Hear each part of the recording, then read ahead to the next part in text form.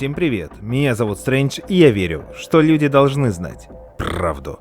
Где бы вы сейчас ни находились, в США, в Испании, в Китае или в любой другой точке мира, вы наверняка слышали про феномен «Перевал Дятлова», который произошел в России.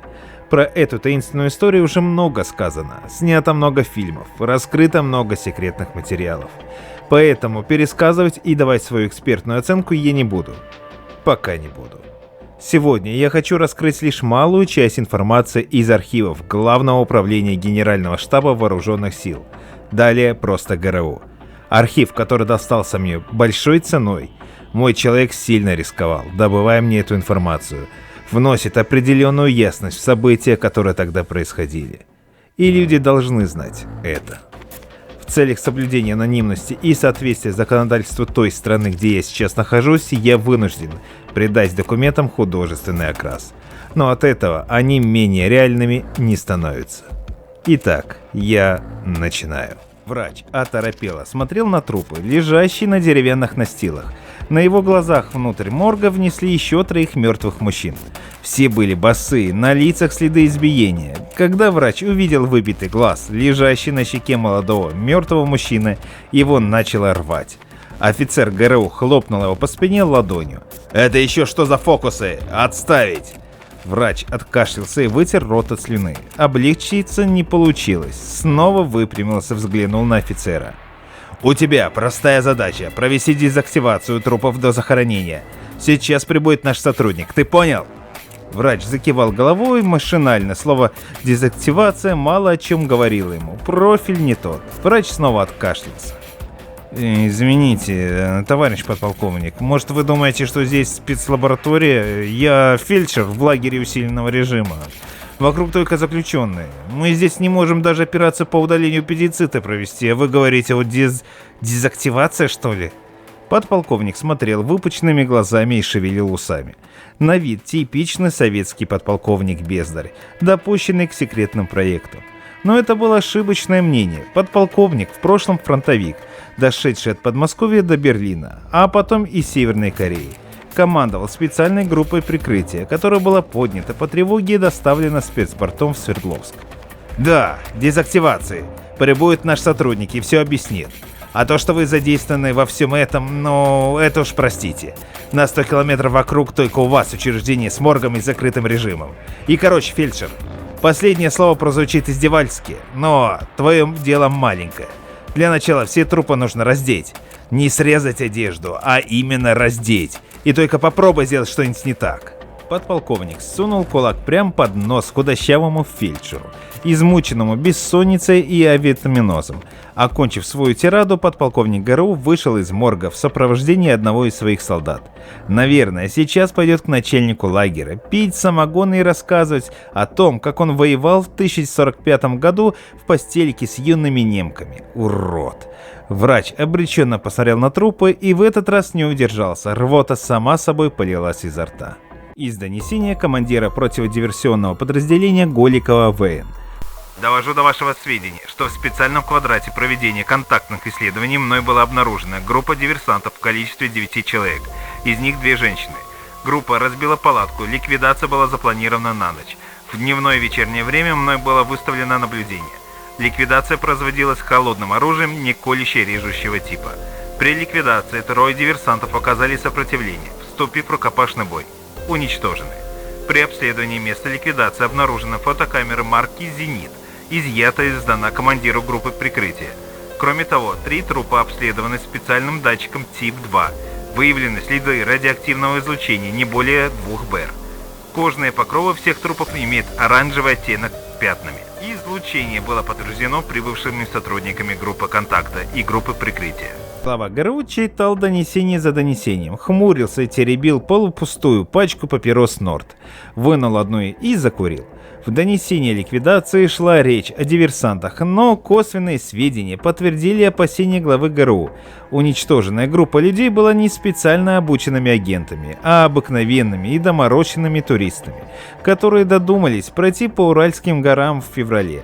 Специально выбрали самый холодный месяц и специально пошли в секретный квадрант. Романтики херовы. «Что ты об этом думаешь?» Глава ГРУ протянул бланк-перечень своему первому помощнику. Помощник принял лист, пробежался глазами. Я уже докладывал. Каждый ликвидированный отработан нами от и до. Давайте пройдемся еще раз. Список ликвидированных. Игорь Дятлов, 23 года. Зинаида Колмогорова, 22 года. Людмила Дубинина, 20 лет.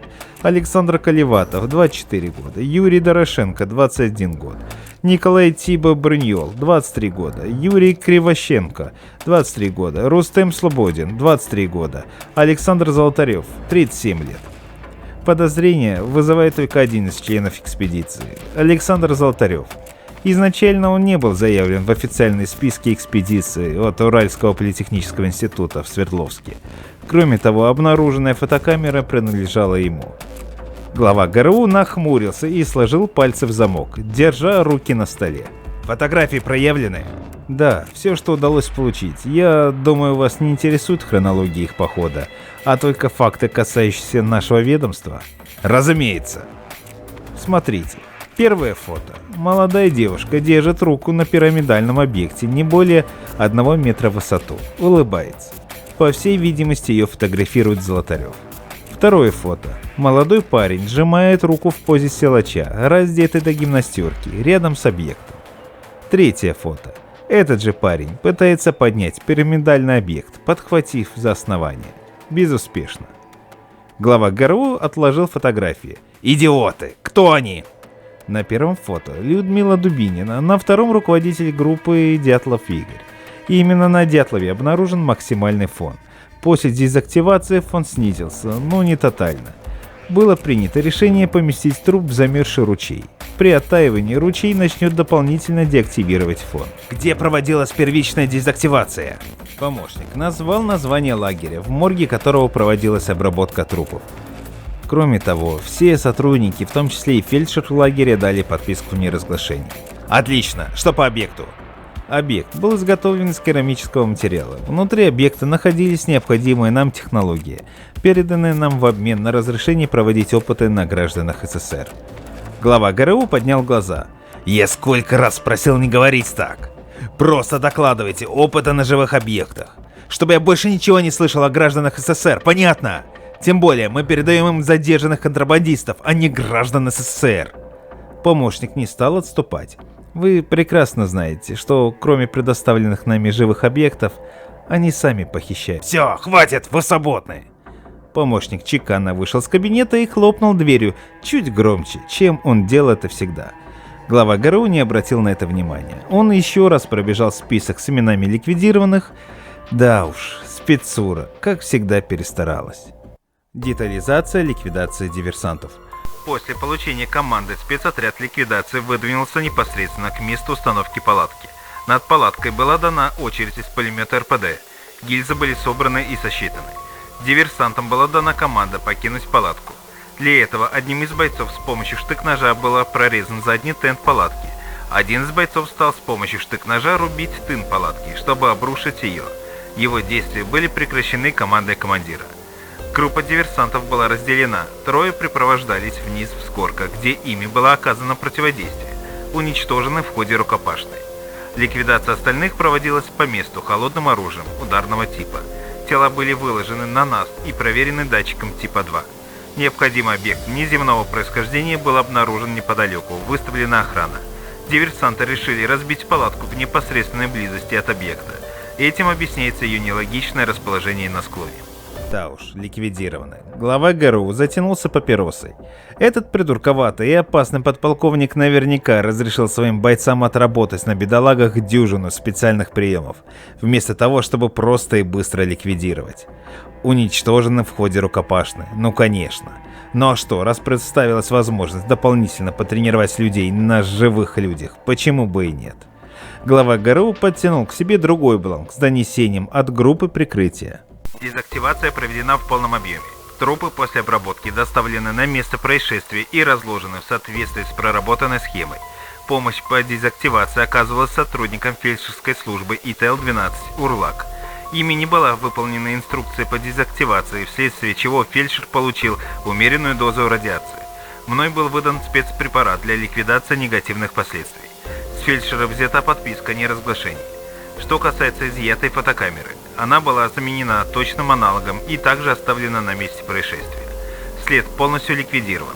Впоследствии эта трагедия может стать загадкой для возможного следствия. Рекомендую заранее проработать возможные версии и предоставить их компетентным службам для формирования вектора будущего расследования. Кроме того, контактная группа должна найти возможность достижения договоренности с инопланетным разумом, так как поставляемые ими объекты несут вред здоровью сотрудникам группы контакта и прикрытия. Кроме радиоактивного излучения, объект излучал неизвестным полем, которое воздействовало на кожные покровы. Кроме того, квадрант используется армией СССР и системой «Полигон» для испытания прототипов баллистических ракет. Это я также прошу скорректировать в дальнейшем. Глава ГРУ опять нахмурился. Скорректировать. Интересно, как это сделать? Просто сказать ракетчикам: идите в другое место ракеты испытывать? Мы здесь контакты с неземным разумом наладили. Место контакта невозможно перенести. Его выбрали сами инопланетяне и давно. Местные манси за бутылку водки с охотой поведали древние легенды, которые слышали от своих бабушек о железных летающих лодках и людях-птицах, которые иногда забирали людей из стойбищ. ИТЛ-12 Урлак. Зяма не отличался особой прытью или борзостью. Простой мужичок, которого по воле случая смог найти себя в этом трудовом лагере в виде хозработника, который ошивался то на заготовке дров для лагерных нужд, то в похоронной команде закапывал дубарей. К их виду за 12 лет отсидки он вполне привык, понавидался всякого, а уголовное братья вокруг него не отличалось утонченностью нравов. Могли человека и на пилораме располовинить, могли и лопатой голову состричь. В этот раз его снова вызвали к фельдшерскому пункту, а оттуда погнали в морг. Все было очевидно, очередной труп, но ожидания не оправдались. «И чё там, Зяма, чё видел-то?»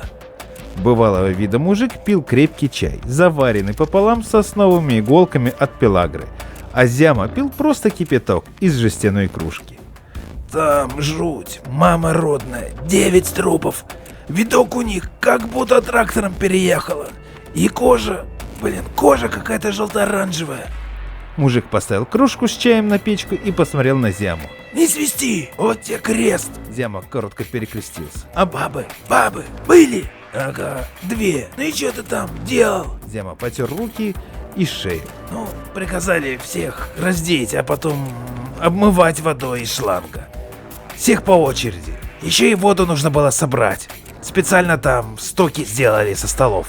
Вода какая-то ядовитая, что ли, после них».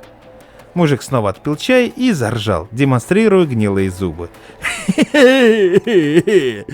«Ну так, накатил бы, проверили. Ладно, хорош баланду травить. И за моей пайкой сходи. Мне поварская морда в картишке задолжал. Бегом!» Если вы думаете, что это не доказательство существования инопланетян, то вы правы. Доказательств намного больше, и на нашем канале мы раскроем все тайные доказательства их присутствия. Подписывайтесь на канал и высылайте мне на почту свои истории, связанные с пришельцами. Контакты вы найдете в разделе о канале.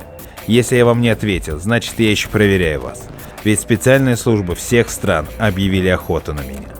Но вместе мы заставим власти раскрыть всю имеющуюся у них информацию. Ведь люди должны знать правду.